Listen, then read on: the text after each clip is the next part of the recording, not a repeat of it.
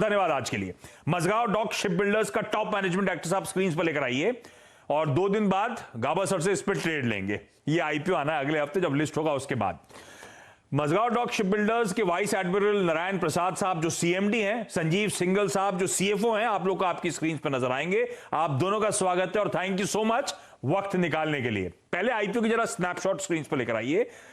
अगले हफ्ते जब हम लोग ट्यूसडे का दिन होगा तो मझगांव डॉक का आईपीओ खुल रहा है, थर्सडे तक खुला रहेगा, यानी कि 29 सितंबर को खुल रहा है। 135 से 145 रुपए का प्राइस बैंड, सरकारी कंपनी मिनिस्ट्री ऑफ डिफेंस के अंतर्गत ओएफएस लेकर आ रहे हैं, जिससे करीब 3 करोड़ शेयर सरकार बेचेगी। 413 से 444 करोड़ रुपए के आसपास सरकार मोबिलाइज करना चाहती है इस आईपीओ के जरिए। यह है आईपीओ की डिटेल्स आप लोगों के लिए स्क्रीन पर सारी नोट डाउन कर लीजिए। और अब समय है मैनेजमेंट से समझने का इस धंधे के बारे में। नारायण सर, कांग्रेचुलेशंस, आप लोग जल्द प्राइमरी मार्केट्स में डेब्यू करने जा रहे हैं। मैं बेस्ट विशेष, लेकिन पहले समझाएं मझगांव डॉक एक और डिफेंस पीएसयू, आजकल बड़ी सारी लिस्टेड डिफेंस पीएसयूज हैं, तो मझगांव डॉक कैसे स्टैंड आउट करती है, क्या डिफरेंशिएट करता है इसको? आप इस बिजनेस मॉडल को थोड़ा और समझाएं। मझगांव डॉक दरअसल करती क्या है?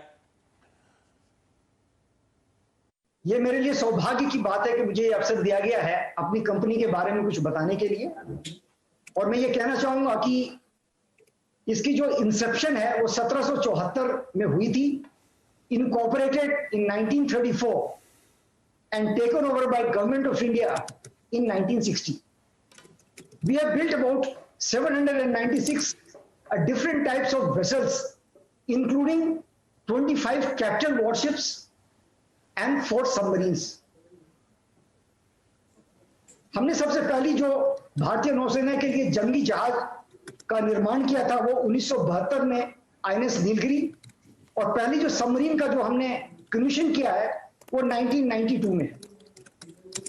कमर्शियल सेक्टर में we have constructed 631 vessels which comprises of supply vessels, water barges, tugs, dredgers, fishing trawler. Besides, we have also built 63 offshore platforms, 3 process platforms, 2 jackup rigs। तो गजब का। तो आपने बताया आपने क्या क्या कर डाला है, वो तो खैर सराहनीय है। मझगांव डॉक दरअसल मुंबई में वाड़ी बंदर नाम का इलाका है, वहीं पे ये डॉकयार्ड है, डॉकयार्ड रोड पे इसका गजब का डॉक आपको नजर आएगा, शिपयार्ड नजर आएगा। नारायण सर, ये तो खैर धंधा है, गजब का है। मुझे समझाएं अभी इस समय स्थिति क्या है, किस तरह की ऑर्डर बुक है, किस तरह के नए ऑर्डर्स की पाइपलाइन नजर आती है, और एक्सपोर्ट्स की बड़ी बात होती है आजकल डिफेंस स्पेस को लेकर।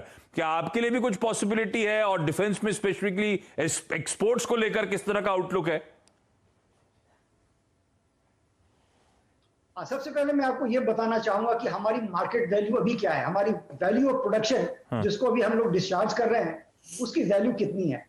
तो मैं ये बताना चाहूंगा कि अभी हमें 4 15 ब्रावो की डिस्ट्रॉयर बनानी है। हम लोग अभी करीब 27 से 28% तक उनका निर्माण हुआ है, बाकी सारी चीजें बची हुई है। 4 प्रोजेक्ट 17 अल्फा स्टेल्थ फ्रिगेट उनका निर्माण करना है, उसमें भी करीब 17-18% का निर्माण हुआ है, बाकी सारी चीजें हम डिस्चार्ज कर रहे हैं। और हमें अभी 4 पनडुब्बियां और बनानी है। तो इन तीनों चीजों को अगर हम ऐड करें तो इसको टोटल वैल्यू करीब 54,500 करोड़, और इसको हम लोग डिस्चार्ज करेंगे अगले 6 या 7 साल के अंदर। मतलब ये कहने का हुआ कि 6-7 साल की अवधि में ये सारी चीजें निर्माण होकर के तो भारतीय नौसेना। आप कह रहे हो 54,500 करोड़ रुपीस की बात कर रहे हो, जो 6 से 7 साल में एग्जीक्यूट करना है। तो तगड़ी विजिबिलिटी नजर आती है उस लिहाज से, ऑर्डर बुक बहुत तगड़ी है। संजीव सर हाय, सॉरी थोड़ी डिले के साथ आपके पास आ रहा हूं, पहले धंधा समझना था, उसके बाद फाइनेंशियल्स पे उतरना था।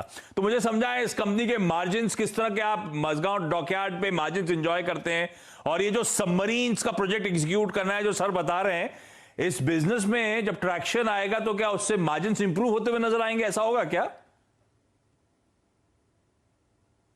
कि हमको जो ऑर्डर्स मिलते हैं, अगर वो नॉमिनेशन बेसिस पर ऑर्डर मिलते हैं, 2 तरह से ऑर्डर होता है, नॉमिनेशन बेसिस पर एंड एक कंपटीशन बेसिस पर। अगर नॉमिनेशन बेसिस पर जो ऑर्डर्स हैं उसमें मार्जिन्स प्री फिक्स रहती हैं, जो अभी 7.5% की रेंज में है। रिवाइज्ड डिफेंस प्रोक्योरमेंट प्रोसीजर जो कि एक्सपेक्टेड है, उसमें ये मार्जिन अपवर्ड रिवाइज की जा रही है लगभग 8% के करीब।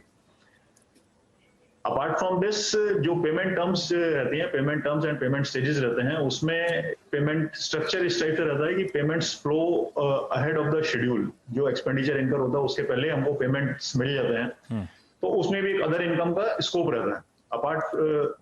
अलावा इसके जो कॉन्ट्रैक्ट है, कॉन्ट्रैक्ट में दो पोर्शंस रहते हैं, एक फिक्स्ड प्राइस पोर्शन एंड एक variable cost portion. Fixed price portion में जो भी सेविंग्स हमारी है एफिशिएंसी के अकाउंट पर, वेस्टेज वगैरह कम होने से या कोई भी एफिशिएंसी होने से जो भी सेविंग्स है, तो वो सेविंग्स भी मेरी मार्जिन में ऐड होती है। They are not required to be shared with the government of India. अच्छा संजीव जी, सरकारी कामकाज करना, 4, 5, 6 साल में ऑर्डर्स एग्जीक्यूट होते हैं, लंबा जेस्टेशन होना, तो एक डर रहता है सरकार से बकाया, रिसीवेबल्स, तो वो कहां खड़े हुए हैं और आप गवर्नमेंट से पेमेंट फ्लो के लिए किस तरह से इंगेज करते हैं, क्या चल रहा है? पेमेंट फ्लो में अगर देखेंगे तो मेरा करीब एज ऑन डेट 1600 करोड़ के आसपास है जो पेंडिंग है, जो मेरा रिसीवेबल्स में आता है। एंड रिसीवेबल्स का ऐसा कोई मेजर इशू नहीं है, बिकॉज पेमेंट टर्म्स का स्ट्रक्चर एंड डिजाइन इस हिसाब से है कि by and large payment flows ahead of the expenditure. इसमें भी जो वेरिएबल पोर्शन है जो करीब 55% के आसपास रहता है, 55% के आसपास रहता है, इसमें पेमेंट्स एडवांस में आते हैं एक्सपेंडिचर इनकर के पहले। तो पेमेंट्स को लेकर के अभी तक ऐसा कोई बहुत ज्यादा परेशानी वाली कोई बात नहीं है, एंड ऐसा सिग्निफिकेंट आउटस्टैंडिंग्स भी नहीं। ओके, तो कोई सिग्निफिकेंट आउटस्टैंडिंग नहीं है सरकार से, पेमेंट्स को लेकर, उसके फ्लोज को लेकर कोई दिक्कत ऐसी इस समय ये कंपनी फेस नहीं कर रही है। नारायण सर, एक सवाल और लेना चाहूंगा आपसे।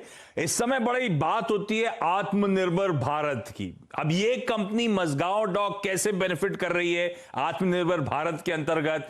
क्या आप लोग किसी ओवरसीज प्लेयर से, विदेशी कंपनियों से बातचीत कर रहे हैं टेक्नोलॉजी ट्रांसफर के लिए, या इनफैक्ट जॉइंट वेंचर्स एस्टैब्लिश करने के मूड में? मैं ये कहना चाहूंगा कि आत्मनिर्भर Bharat and make in India initiative, इसके तहत एक जो सबसे बड़ा फायदा सभी शिपयार्ड्स को होने वाला है कि हमारी जितनी भी सामरिक जहाजें हैं और पनडुब्बियां हैं जो इंडियन नेवी को चाहिए और कोस्ट गार्ड को चाहिए, इनका निर्माण सभी भारत में हो रहा है। तो एक्सेप्ट 2 जहाजों को छोड़कर, जो कि एक स्टेल्थ फ्रिगेट्स हैं, जो एक रशियन शिपयार्ड में उनका निर्माण हो रहा है, बाकी जितनी भी जहाजें हैं, एयरक्राफ्ट कैरियर, जितने भी डिस्ट्रॉयर्स हैं, स्टेल्थ फ्रिगेट्स हैं, एसडब्ल्यू शैलो वाटर क्राफ्ट हैं, सबमरीन है, वो सभी इनका जो निर्माण हो रहा है वो भारतीय शिपयार्ड्स में, सारे डिफेंस पीएसयू शिपयार्ड में या कोचिन शिपयार्ड में, कुछ एलएनटी में, तो इन्हीं के तहत सभी कुछ का निर्माण हो रहा है।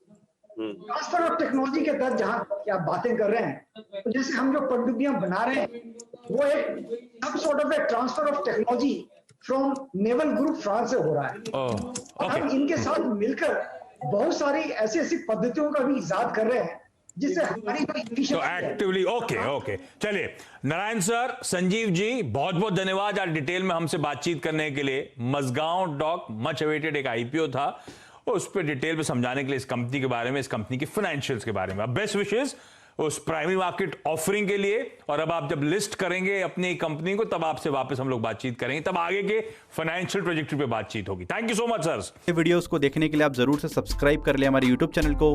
फ्रेंड्स, मिलते हैं अगले वीडियो के अंदर, जब तक के लिए गुड बाय।